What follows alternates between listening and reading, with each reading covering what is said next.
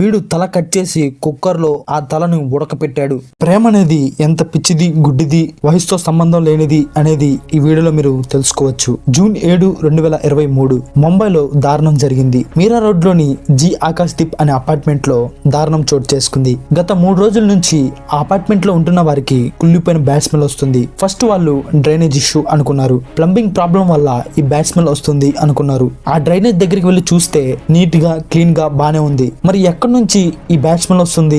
అయితే కొంతమంది ఇదేదో చనిపోయిన బ్యాడ్ స్మెల్ అని గుర్తించారు. ఏమన్నా ఎలుక చనిపోయిందా లేదా పిల్లి చనిపోయిందా, ఈ రెండిట్లో ఏదో ఒకటి చనిపోయి ఉంటుందిలే అని అనుకున్నారు. అయితే కొంతమంది కలిసి ఆ అపార్ట్మెంట్ లో ఉన్న ప్రతి ఫ్లోర్ ని చెక్ చేశారు. ఫస్ట్ 6 ఫ్లోర్స్ చెక్ చేశారు. 7th ఫ్లోర్ కి వచ్చి చెక్ చేస్తున్నారు. ఈ 7th ఫ్లోర్ లోనే ఏదో జరిగింది, ఇక్కడే బ్యాడ్ స్మెల్ వస్తుంది అని గుర్తించారు. ఈ ఫ్లోర్ లో ఉన్న ప్రతి కార్నర్ ని చెక్ చేశారు. అక్కడ వాళ్ళకి ఏం కనిపించలేదు. అయితే వాళ్ళు ఆ ఫ్లోర్ లో ఉన్న ప్రతి ఒక్కరిని డోర్ నాక్ చేసి ఈ విషయం గురించి అడిగారు. వాళ్ళు మా దగ్గర ఏం జరగలేదు అని చెప్పారు. తర్వాత హౌస్ నెంబర్ 704 కి వెళ్లి అక్కడ వాళ్ళు డోర్ నాక్ చేశారు. ఈ హౌస్ లోని బ్యాడ్ స్మెల్ వస్తుంది. కొంతమంది స్మెల్ భరించలేక వామిట్ చేసుకున్నారు. మరి కొంతమంది అక్కడ కాసేపు కూడా ఉండలేకపోయారు. ఈ 704 రూమ్ లో 50 సంవత్సరాల మనోజ్ ఇంకా తన ప్రేయసి 32 సంవత్సరాల సరస్వతి వీళ్ళిద్దరూ కలిసి ఈ రూమ్ లో ఉంటున్నారు. అయితే వాళ్ళు 15 నిమిషాలు డోర్ నాక్ చేస్తూనే ఉన్నారు. 15 నిమిషాల తర్వాత మనోజ్ తన ముఖానికి బ్లాక్ మాస్క్ వేసుకొని డోర్ ఓపెన్ చేశాడు. అప్పుడు వాళ్ళు మనోజ్ ని ప్రశ్నిస్తున్నారు, ఏంటి ఈ బ్యాడ్ స్మెల్? మీ హౌస్ లోనే ఈ స్మెల్ విపరీతంగా వస్తుంది, ఏమైంది అని అడిగారు. అప్పుడు మనోజ్, ఓకే నేను చూసుకుంటా, ఇక మీరు బయలుదేరొచ్చు అని డోర్ క్లోజ్ చేసుకున్నాడు. అప్పుడు వాళ్ళందరికీ అనుమానం వచ్చింది. మనోజ్ బిహేవియర్ లో చాలా మార్పులు వచ్చినట్లు గుర్తించారు. జనరల్ గా మనోజ్ అండ్ సరస్వతి అపార్ట్మెంట్ లో ఎవరితో మాట్లాడేవాడు కాదు, ఎవరిని కలిసేవాళ్ళు కాదు, ఇంట్లోనే ఉండి వాళ్ళ పని వాళ్ళు చేసుకునే వాళ్ళు. అయితే రీసెంట్ గా మనోజ్ బ్యాగ్ లో మాంసం పెట్టి స్ట్రీట్ డాగ్స్ కి ఆ మాంసాన్ని వేస్తున్నాడు. సడన్ గా ఇంత మంచితనం ఎక్కడి నుంచి వచ్చింది? అసలు బయటకు రాని మనోజ్ ఎందుకు కుక్కలకు మాంసం పెడుతున్నాడు?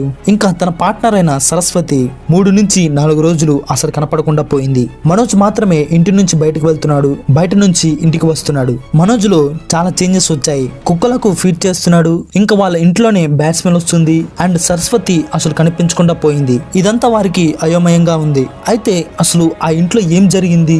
బ్యాడ్ స్మెల్ ఎందుకు వస్తుంది? స్ట్రీట్ డాగ్స్ కి ఎందుకు మనోజ్ ఫీడ్ చేస్తున్నాడు? వాళ్ళ ఇంట్లో ఉండే సరస్వతి ఎందుకు కనిపించకుండా పోయింది అని పూర్తి డీటెయిల్స్ ఈ వీడియోలో మనం డిస్కస్ చేద్దాం. డిస్కస్ చేసే ముందు ఒక చిన్న రిక్వెస్ట్, ఈ వీడియోకి లైక్ చేయండి. మీరు లైక్ చేస్తే నాకు ఎంతగానో యూజ్ అవుతుంది.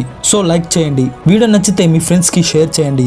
ఫైనల్ గా సబ్స్క్రైబ్ చేసుకోండి. మీరు సబ్స్క్రైబ్ చేస్తే నాకు ఎంతగానో మోటివేషన్ గా ఉంటుంది. కాబట్టి సబ్స్క్రైబ్ చేసుకోండి. ఇంకేమాత్రం ఆలస్యం చేయకుండా వీడియోలోకి వెళ్ళిపోదాం. అసలు ఎవరు ఈ మనోజ్? మనోజ్ 1966లో అహ్మద్ నగర్ మహారాష్ట్రలో జన్మించాడు. తల్లిదండ్రులు ఎవరూ లేరు. ఒక అనాథగా చాలా ఛాలెంజెస్ ని చిన్నప్పటి నుంచి ఫేస్ చేశాడు. మనోజ్ కి సపోర్ట్ ఎవరి నుంచి లభించేది కాదు. ఎవరూ లేనప్పటికీ స్ట్రగుల్ అయ్యి చక్కగా చదువుకునేవాడు. స్కూలింగ్ అయిపోయిన తర్వాత ITI టెక్నీషియన్ కోర్స్ పూర్తి చేశాడు. మనోజ్ కి మంచి స్కిల్ ఉండటంతో కాన్ఫిడెంట్ గా మంచి జాబ్ వస్తుందని, ఆపర్చునిటీస్ బెటర్ గా ఉంటాయని ముంబై సిటీకి షిఫ్ట్ అయ్యాడు. సిటీలో అయితే లైఫ్ సెట్ అవుతుంది అని అనుకున్నాడు. టెక్నీషియన్ అవ్వాలని చాలా ఎఫర్ట్స్ పెట్టాడు, కానీ సాధించలేకపోయాడు. తిరిగి అహ్మద్ నగర్ కి వెళ్ళిపోకుండా ముంబై సిటీలోనే ఉంటూ ఏదో ఒక జాబ్ చేయాలి అని డిసైడ్ అయ్యాడు. అయితే బొరాలీలో రేషన్ షాప్ లో ఒక జాబ్ దొరికింది. మనోజ్ ఆ రేషన్ షాప్ లో జాబ్ చేసుకునేవాడు. కొన్ని సంవత్సరాలు గడిచాయి. అయితే మనోజ్ కష్టపడిన డబ్బుతో బొరాలీలో ఒక ఫ్లాట్ తీసుకున్నాడు. ఇది అతనికి మంచి అచీవ్మెంట్ అని చెప్పుకోవచ్చు. అయితే మనోజ్ ఫ్లాట్ తీసుకొని ఉపయోగం లేకుండా పోయింది అని అనుకున్నాడు. ఎందుకంటే తను ఒక్కడే ఉంటాడు. వయసు 30 సంవత్సరాలు దాటాయి, ఇంకా పెళ్లి అవ్వలేదు.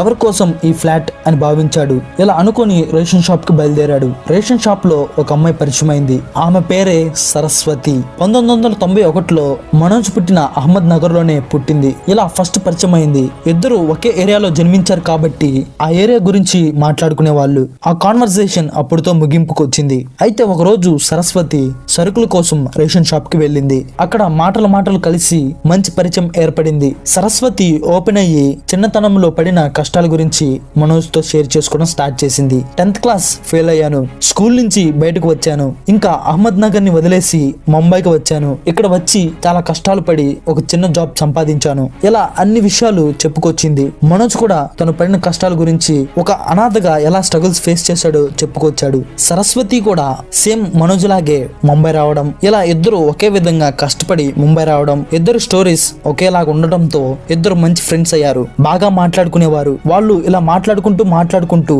ఈ ఫ్రెండ్షిప్ కాస్త రిలేషన్షిప్ గా మారింది. వీళ్ళిద్దరు బాండింగ్ చాలా స్ట్రాంగ్ గా ఏర్పడింది. రోజులు సాగుతుండగా వీళ్ళ రిలేషన్షిప్ మరింత బలపడింది. మనోజ్ ఇంకా ఆగలేక మనం కలిసి ఉంటే బాగుంటుంది అని అన్నాడు. ఓకే అని సరస్వతి చెప్పింది. మనోజ్ కి ఆల్రెడీ బొరాలిలో ఒక ఫ్లాట్ ఉంది. ఆ ఫ్లాట్ రెంట్కి ఇస్తే మంచి డబ్బులు వస్తాయని ఆ ఫ్లాట్ రెంట్కి ఇచ్చి మీరా రోడ్ లో ఉన్న జి ఆకాష్ నగర్ అపార్ట్మెంట్ లో రూమ్ తీసుకొని 2015 నుంచి ఇద్దరు కలిసి ఉంటున్నారు. వీళ్ళ రిలేషన్షిప్ మటుకి బయట పెట్టేవారు కాదు. సరస్వతి మనోజ్ ని బయటకు తీసుకెళ్తే అంకుల్ అని చెప్పేది. మనోజ్ సరస్వతిని బయటకు తీసుకెళ్తే కూతురు అని చెప్పేవాడు. 4 గోడల మధ్య వీళ్ళ రిలేషన్షిప్ ఉండేది. ఇద్దరికి 20 సంవత్సరాలు ఏజ్ గ్యాప్ ఉండటంతో ఈ రిలేషన్షిప్ కూడా అలానే ఉండేది. ఇంత ఏజ్ గ్యాప్ ఉండటంతో బయటకు వచ్చేవాళ్ళు కాదు. జనాలకి దూరంగా ఉండేవారు. చివరికి ఒక రోజు ఇద్దరు కలిసి ఒక టెంపుల్ లో పెళ్లి చేసుకున్నారు. మనోజ్ పెళ్లి విషయం ఎవరికి షేర్ చేసుకోలేదు. కానీ సరస్వతి తన ఫ్రెండ్ కి చెప్పింది. తన ఫ్రెండ్ సరస్వతికి వార్నింగ్ ఇచ్చింది. నీకు తాత అవుతాడు, అతని ఎలా పెళ్లి చేసుకుంటావు అని అడిగింది.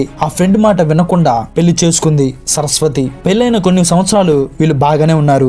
జూన్ 7, 2023లో సడన్ గా వాళ్ళు ఉంటున్న అపార్ట్మెంట్ నుంచి బ్యాడ్ స్మెల్ వస్తుంది. చుట్టుపక్కల వాళ్ళు ఆ వాసన భరించలేకపోతున్నారు. ఏమై ఉంటుంది అని చెక్ చేశారు. 7th ఫ్లోర్ లో బ్యాడ్ స్మెల్ వస్తుంది అని గుర్తించారు. 7th ఫ్లోర్ లో మనోజ్ ఉండే హౌస్ ని డోర్ నాక్ చేశారు. మనోజ్ బయటకు వచ్చాడు. మీ ఇంట్లోనే స్మెల్ వస్తుంది అని అడిగితే సరే నేను చూసుకుంటా అని డోర్స్ క్లోజ్ చేశాడు. దీంతో వాళ్ళకి అనుమానం వచ్చింది. మనోజ్ లేని టైం చూసుకొని చుట్టుపక్కల ఉండే వాళ్ళు కలిసి పోలీస్ కంప్లైంట్ ఇచ్చారు. పోలీసులు ఆ ప్రాంతానికి చేరుకొని పోలీసులు మనోజ్ రూమ్ ని చెక్ చేశారు. పోలీసులు చెక్ చేస్తున్నప్పుడు నార్మల్ రూమ్ లానే ఉంది. ఇంట్లో ఏం లేదని వెళ్ళిపోతున్నారు. ఆ సమయంలో ఒక పోలీస్ ఆఫీసర్ ఒక ప్లాస్టిక్ కవర్ ని గుర్తించాడు. ఆ ఆఫీసర్ అక్కడ ఏదో ఉంది అని అనుకున్నాడు. ప్లాస్టిక్ కవర్ ని ఓపెన్ చేశాడు. ఓపెన్ చేసి చూస్తే షాక్ అయిపోయారు. ఒక మనిషి బాడీని ముక్కలుగా కట్ చేసి ఆ ప్లాస్టిక్ కవర్ ర్యాప్ చేసి పెట్టాడు. తర్వాత కిచెన్ కి వెళ్లి చూశారు. నార్మల్ కిచెన్ లాగే కుండలు, బాండీలు ఇంకా బకెట్స్ ఉన్నాయి. ఆ బకెట్స్ ని ఓపెన్ చేసి చూస్తే దానిలో బాడీని ముక్కలుగా కట్ చేసిన పీసెస్ ఉన్నాయి. ఇంకా వెతకగా కుండలో బాడీ పీసెస్ ఉడకపెట్టి ఉన్నాయి. కొన్ని బాడీ పీసెస్ అయితే ఆయిల్ లో ఫ్రై చేసి ఉన్నాయి. ఈ దృశ్యాన్ని చూసి పోలీస్ ఆఫీసర్స్ స్టన్ అయిపోయారు. ఒక మనిషి బాడీని ఇలా కూడా కట్ చేస్తారా అని షాక్ అయ్యారు. పోలీస్ ఆఫీసర్స్ ఇంకా వెతుకుతున్నారు ఇంకేమైనా కనబడతాయా అని. అయితే అక్కడ కుక్కర్ ఉంది. ఆ కుక్కర్ ని ఓపెన్ చేసి చూస్తే సరస్వతి తల ఆ కుక్కర్ లో ఉడికుంది. దీనికి మటుకి ఆ పోలీస్ ఆఫీసర్స్ షాక్ అయిపోయారు. వీడు తల కట్ చేసి కుక్కర్ లో ఆ తలను ఉడకపెట్టాడు. వామ్మో ఇంత డేంజర్ గా ఉన్నాడు ఇంద్ర బాబు వీడు. మనోజ్ అప్పుడే ఇంటికి వచ్చాడు. పోలీసులను చూసి షాక్ అయ్యాడు. ఇమీడియట్ గా పోలీసులు అతన్ని అరెస్ట్ చేశారు. పోలీస్ స్టేషన్ కి తీసుకువెళ్లి విచారించారు. ఈ విచారణలో మనోజ్ నోరు తెసి మాట్లాడాడు. మనోడు పోలీసులకు కథ భయంకరంగా చెప్పాడు. 2020లో కరోనా వచ్చింది. దీనికి మనందరం బాధపడ్డాం. కరోనా వల్ల వాడి షాప్ క్లోజ్ చేశారంట. వాడి జాబ్ పోయిందంట. తినడానికి తిండి లేక ఇబ్బంది పడుతున్నారంట. ఆమె ఇంకా స్ట్రెస్ లోకి వెళ్లిపోయి పాయిజన్ దాగి జూన్ 3, 2023న చనిపోయిందంట. అప్పుడు మనోజ్ భయపడ్డాడంట. తన మీదకు వస్తుందని చైన్ షా తీసుకొచ్చాడంట. చైన్ షా అంటే కటింగ్ మిషన్. చెట్లు కట్ చేస్తారు తెలుసా మీకు? ఆ మిషన్ ని తీసుకొని వచ్చాడు. ఈ కటింగ్ మిషన్ తో బాడీని 2 ముక్కలుగా కట్ చేసి బయట పెడద్దాం అనుకున్నాడంట.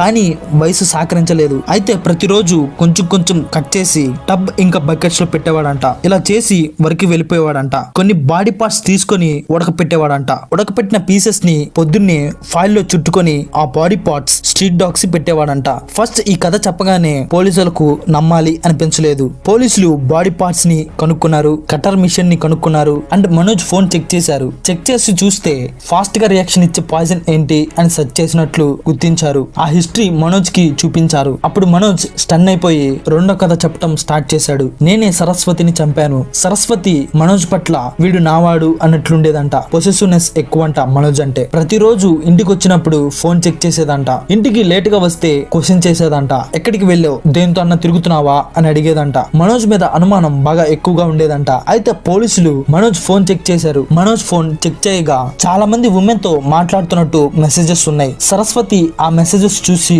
కోపం వచ్చి ఎక్కడ నన్ను చంపుతుందో అని భయపడి నేనే ఆమెను చంపేశా అని చెప్పాడు. దీంతో పోలీసులు ఈ సెకండ్ కథ నమ్మారు. అయితే మనోజ్ మీద IPC section 302 for murder and IPC section 211 for destruction of evidence ఈ కేసెస్ ని ఫైల్ చేసి బొక్కలోకి తోశారు. మనోజ్ కి ఏ శిక్ష పడాలి, అతను చేసిన పనికి ఏ శిక్ష పడితే బాగుంటుంది. ఒక మహిళను అతి దారుణంగా హతమార్చాడు. అన్యాయంగా ఆమె ప్రాణాలను తీశాడు. అంత దారుణంగా చంపటానికి వాడికి మనసు ఎలా వచ్చిందో కదా, అందుకే ప్రేమ గుడ్డిది, పిచ్చిది, వయసుతో సంబంధం లేనిది అంటారేమో. అవును కదా. సో అది గాయ్స్ ఈ కేస్, ఈ మీరా రోడ్ కేస్ మీకు ఎలా అనిపించిందో కింద కామెంట్ చేయండి. మీకు ఈ కేసు నచ్చితే ఒక లైక్ చేయండి, మీ ఫ్రెండ్స్ కి షేర్ చేయండి, మన ఛానల్ ని సబ్స్క్రైబ్ చేసుకోండి. Thank you.